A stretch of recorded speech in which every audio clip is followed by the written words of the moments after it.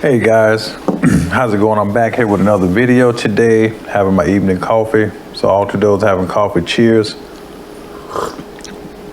I'm just sitting here and I was thinking about what should I do for the second part in this series, what to do against a uncastled king. So I came across this very interesting line from my international master Rosen, and I just want to show this line that's in the Scandinavian, but however, it's not about getting somebody in this position in the Scandinavian, but it's more about just the ideas and how to think about, you know, if you're playing against an uncastled king, just to how to generate some new ideas. And in addition to that, we're going to analyze with the DGT Centaur on expert mode. Expert setting in analysis mode. And so as I just stated, again, this is the second part in the series of what to do against an uncastled king. So let's begin. So here we're just going to explore this line in the Scandinavian: e4, d5, pawn takes. Now knight f6, which is not the most popular move in this opening. World champion Magnus Carlsen plays this opening, I believe, in this with this knight f6, and I've even played this myself in blitz and bullets online. But you just never know. You might get this in a serious game against somebody. But again, it's not about the line or getting to somebody, or we're not going to do this whole opening analysis thing. It's more about just how to think and try to generate some ideas when you got somebody in a position where you can try to use an uncastled king to your advantage. So here, most people might go d4. Even the computer here is even suggesting knight f3, which is nothing wrong with it at all if you decide to play that way and get the pawn back straight away for development. But there's one tricky line, and again, this is a good line to know about, you know, to boot on top of just getting new ideas about what to do against an uncastled king. So the most, I guess, challenging move to where you can try to keep your advantage as white in this opening system here is just to go bishop b5 check. Now black has to block this check, so quite naturally, most people overwhelmingly are going to play bishop d7. And what bishop d7 did was it blocked the double attack on our d5 from the knight and the bishop. So now you just back up, and the pawn is defended, and we're going to try to maintain this advantage. But however, that's not the point of this video. But again, I think this line is just still good to know about in case you run across this in a blitz game at the very least. So a lot of people here would go b4, bishop b3. I mean they would go b5. Sorry, bishop b3, and follow up with something like a5. Now here's the line here. Here again, you want to go a4. Now what should black do in a position like this? Should he take? Should he try to develop? In my mind, I would probably, knowing what I know about this opening, I would just go ahead and try to develop with something like e6, for example. But let's just say black takes. Now let's just pause for a second to see what the expert setting of stockfish in this board suggests, and see what it think we should do. It's actually suggesting the right move here, which is to go rook takes a4. And that could be a thing because I've already played this out on this board, and maybe it has a small hash that I may remember, but at first I've done this twice already, and this is the third time. And this is the only time that it suggested rook takes a4. But anyway, so rook takes a4, okay, you're sacrificing the exchange for a pawn. But however, let's analyze it a little bit and see bishop check. Now, here's where everything, here's where you're going to really begin to see what this exchange sacrifice does. Don't forget, this king right now is 3 moves away from castle. And Magnus Carlsen, I recall him saying in an interview something to the effect of, I don't know if it's the exact quote, but something to the effect of, if you're 1 move away from castling, you're probably okay. If you're 2 moves away from castling, it can go either way. And if you're 3 moves away from castling, it could be some danger that lies. So basically, if your opponent is 2 pawns, 2 moves, particularly 3 moves away from castling, really try to tease out some ways to keep them in the middle of the board or to maintain the initiative none the least. And so that's what we're about to see here. So knight on B to D7, and now the best move here is not to really try to maintain the pawn, but to go to knight F3.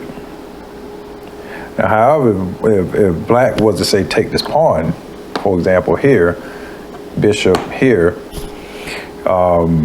wins back the exchange, and you just got a better position as white because for example, you have 2 isolated pawns as black.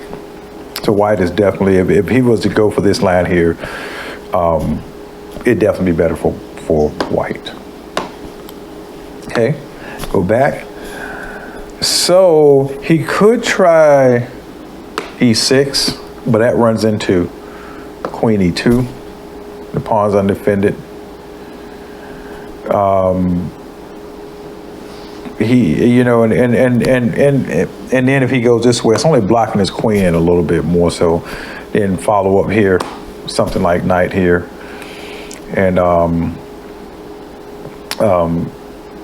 it's really going to be bad for white in the end, because in the end, from what I can see at this point, it's going to be a lot of isolated pawns here. Let's go back. Okay. Go back. Okay.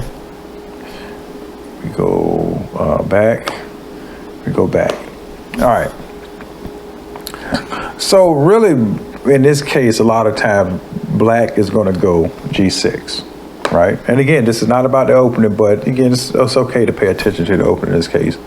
But you really want to see the ideas is that now, again, as I said, once you saw this knight F3, you're going to see knight to E5. And now you really should be beginning to see how this piece play is really going to keep black in the middle of the board. Because, for example, look at the black queen. When the knight lands on C6, it's only 1 square for that queen to go to. And if you think about it, it'll go to the white square, and if the black king was castled, it would be on a white square. So that would mean a fork could be on E7.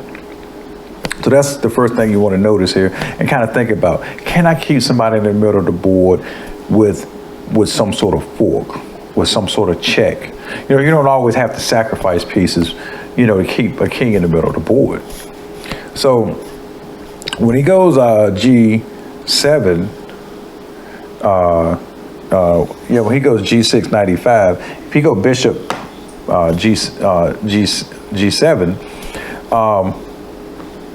we see knight C6 and queen here.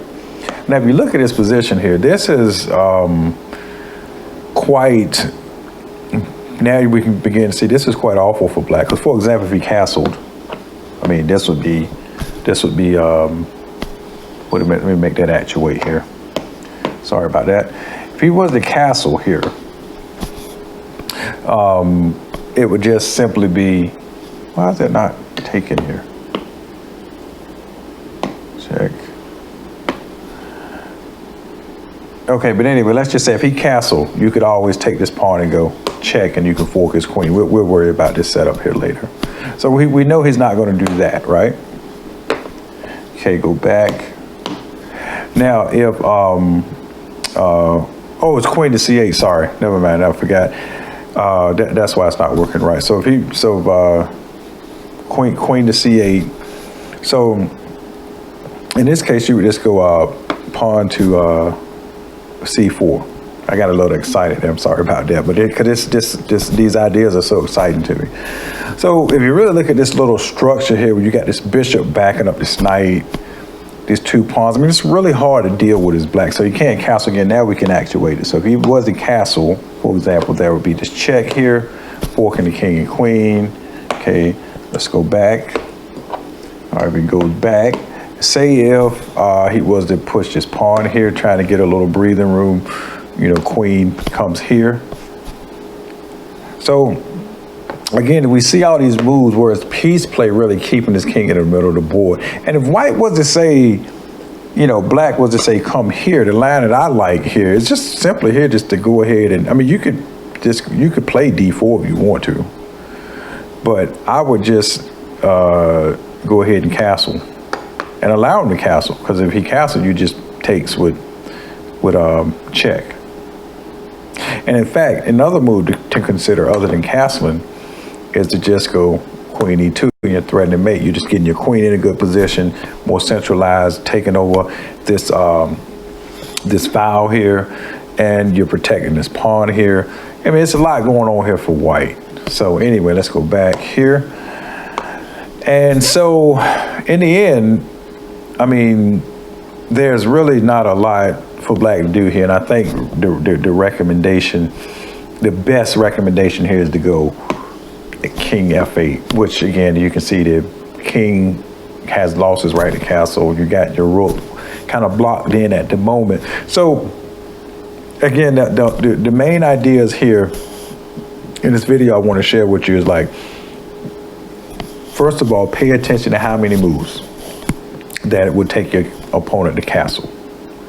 If it's 2 or more moves, particularly if it's 3 moves, really let your spidey senses kind of take over and try to think about, how can I get him to stay in the middle of the board, or how can I keep threatening things to induce an inferior position for him, or just induce an outright mistake. So that's the first thing you want to notice. And the second thing you want to say is, well, you know, would an exchange sacrifice be worth keeping this king in the middle of the board? And the answer could be yes, if you get pieces like this knight and bishop down on their side of the board where they can't really dislodge them too easy. And therefore that keeps you with the initiative, because they have to play around your pieces. And lastly is that you want to make sure that you know, if you got peace activity, that ties into the second point here, is when you got peace activity, what exactly are they threatening? And this knight, for example, is threatening forks, it's threatening to win a second pawn, because right now it's you know, it's black, white has a rook, has given up a rook for a piece and for a bishop and a pawn. So if we get a second pawn, I mean, that could basically be winning for white. So anyway, that's the second part to this series here. I just wanted to just give you some ideas on what to do against an uncastled king. And the third part will be coming soon. I want to tell you that I'm going to do a follow-up video today. It's not going to be a chess video, but it's going to be a video on some of my tools that I have. I'm going to just present my ratchet collection. And just talk about why I have such ratchets and different features that I like about different ratchets. So if you want to check that out, please do check that out. But anyway, like always, you guys take care, and I can't wait to get back to tournament chess. So that's why I'm playing with a real board and real pieces, and I really hope you all do the same. So anyway, take care and have a great weekend, and see you guys again soon.